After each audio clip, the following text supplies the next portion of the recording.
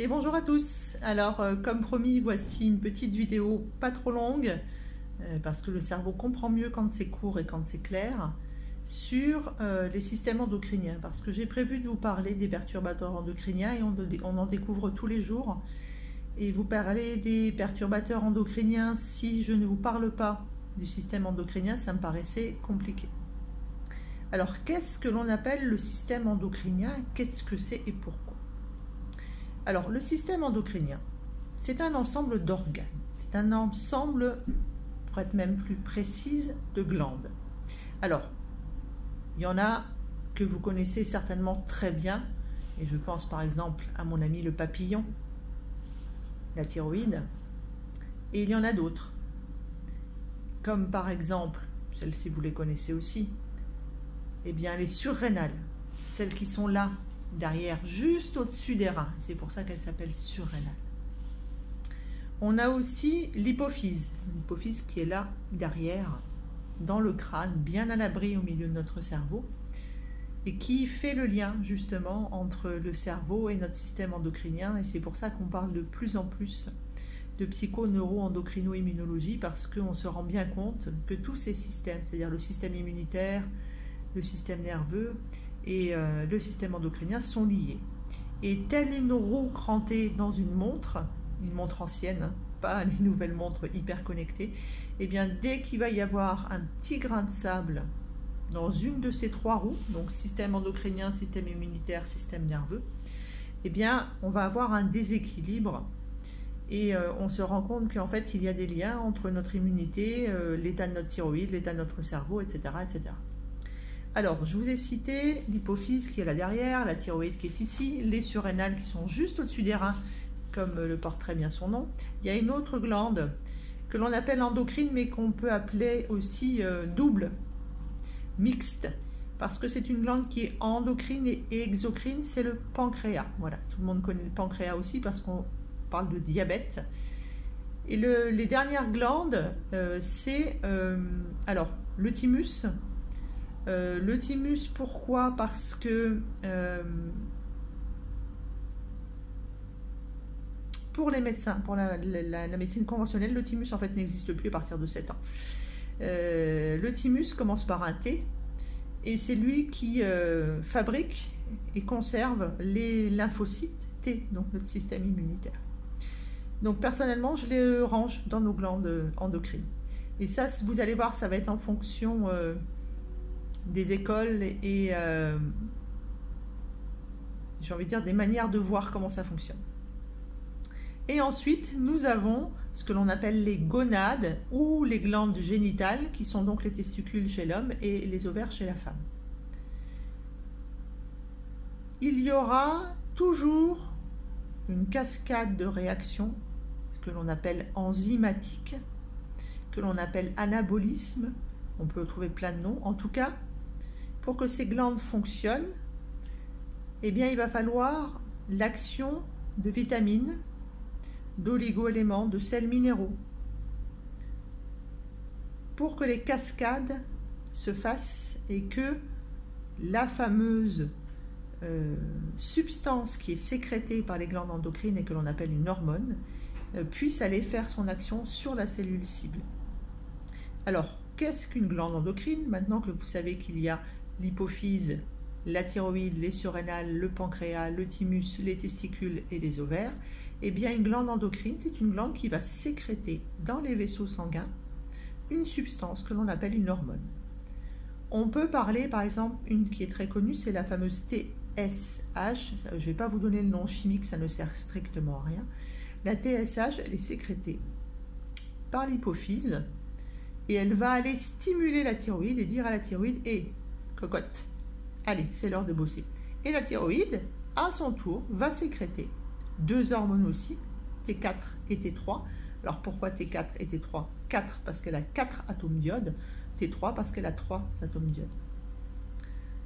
Et ces hormones-là vont aller ensuite, par un mécanisme très complexe, on en parlera un jour si ça vous intéresse, parce que la thyroïde c'est mon dada, eh bien, vont aller sur des cellules cibles et vont faire des actions. Par exemple, la thyroïde, c'est le grand thermorégulateur de notre corps.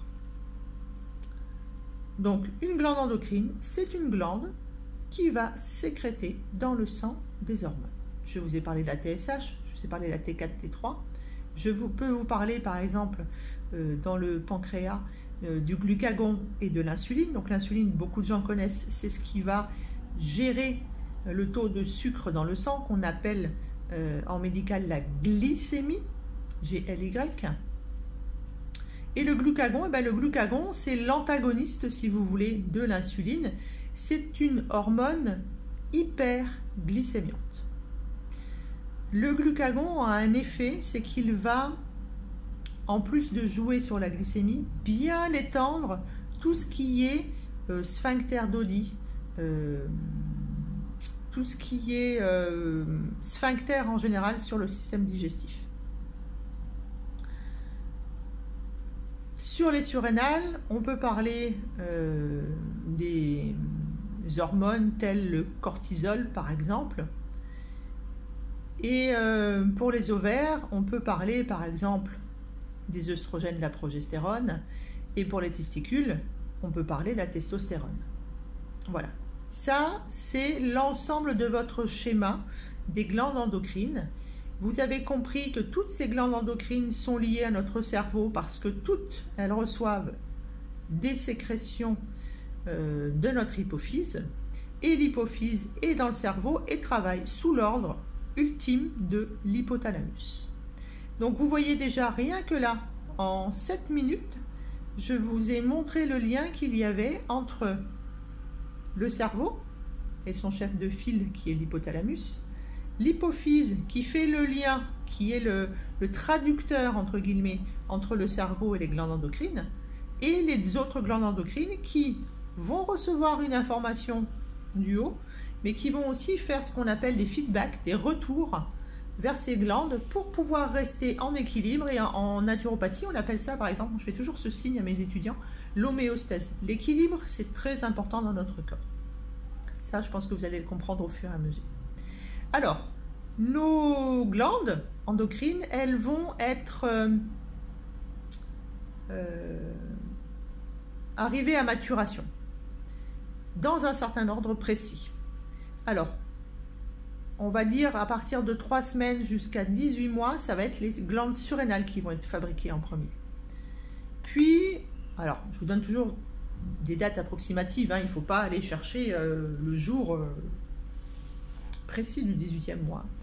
Du 18e mois jusqu'à 7 ans, ça sera la thyroïde qui sera fabriquée, développée, régénérée. De 7 ans à 14 ans, on va remonter, ça sera l'hypophyse. Et à partir de 14 ans, alors ça tout le monde très bien se souvient très bien où le vit actuellement s'il a un adolescent à la maison, c'est les glandes génitales qui se développent de 14 donc à 21 ans. Alors si vous réécoutez ou si vous avez bien fait attention, vous vous êtes rendu compte qu'en fait il y avait un cycle de 7 ans. Tous les 7 ans, il y a une nouvelle glande qui mature. Les 7 ans, c'est un chiffre de cycle. Et on en parle d'ailleurs très communément. Oh bah ça y est, tu as passé tes 7 ans de mariage, c'est bon, t'es tranquille. Tu casses un miroir, c'est 7 ans de malheur, etc. etc. Donc ces 7 ans, c'est vraiment un cycle.